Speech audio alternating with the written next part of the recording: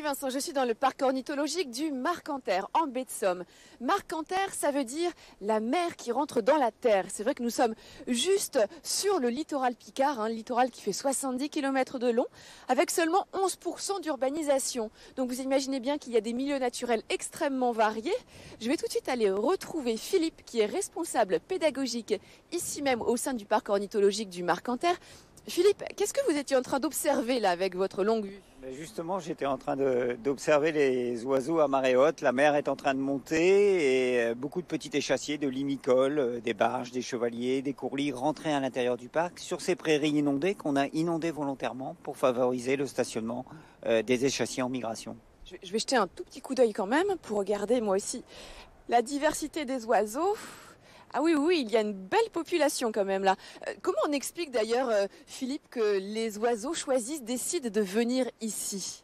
Alors tout à fait, c'est un véritable choix, une décision. Lorsque les oiseaux passent en migration au-dessus de la baie de Somme, ils voient cette diversité de paysages, ils voient les niveaux d'eau et ils voient aussi des gros stationnements d'oiseaux. Ça les rassure, ils se sentent en sécurité et c'est un lieu idéal pour reprendre des forces avant de continuer leur voyage sur l'Europe du Sud et l'Afrique de l'Ouest. Et certains vont même jusqu'en Afrique du Sud.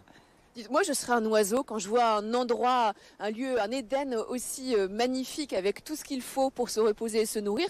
J'aurais envie de rester. Il reste combien de temps les oiseaux?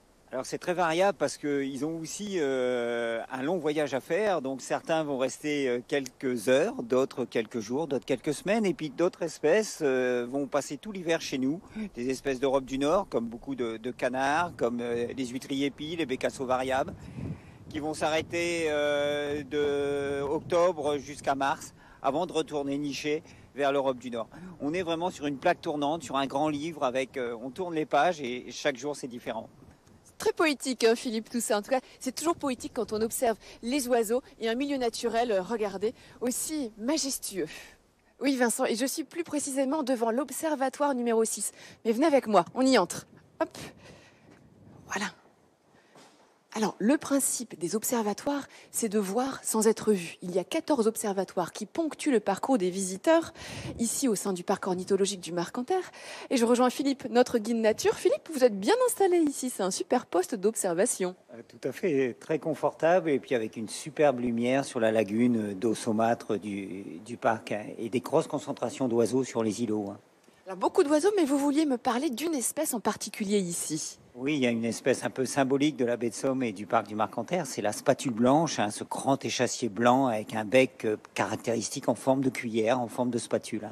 Un bec, j'imagine, adapté à son régime alimentaire, qui se caractérise de quoi?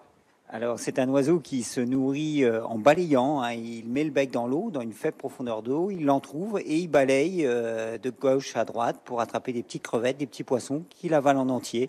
Donc un bec extrêmement sensible à l'extrémité et un geste très rapide de fermeture du bec. C'est rare d'observer des spatules blanches. C'est vrai que c'est une espèce rare en Europe. On est à 18 000 couples. En France, on est à 1000 couples.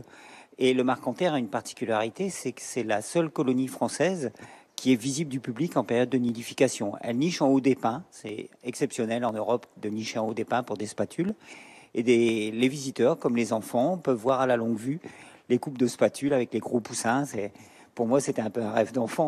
Oh, regardez, il y a un décollage justement de spatules là.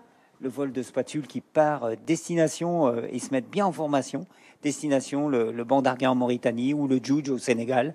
Donc en direct, là, c'est le départ en migration des spatules. Elles partent en direct en migration là devant nous. Ah oui, complètement. Ça, le fait de se mettre en formation, elles passent au-dessus de la digue, elles partent au-dessus de la baie et là, elles filent plein sud-ouest. On a là la chance de voir en direct des oiseaux qui rejoignent l'Afrique en passant par toutes les grandes réserves françaises le long de la côte atlantique. Quelle chance!